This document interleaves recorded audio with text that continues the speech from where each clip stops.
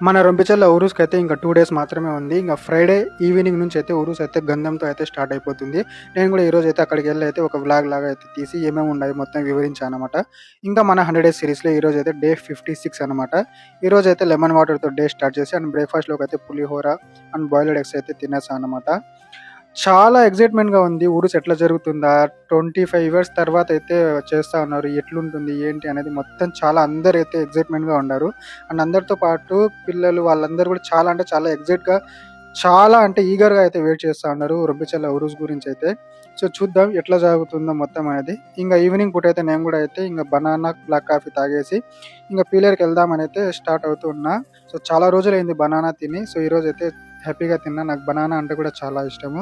And వెళ్ళేటప్పుడైతే ఈ climate చూడండి రోజు ఇట్లే ఉంటా ఉంది క్లైమేట్ ఈవినింగ్ పూట వర్షం పడేలాగే.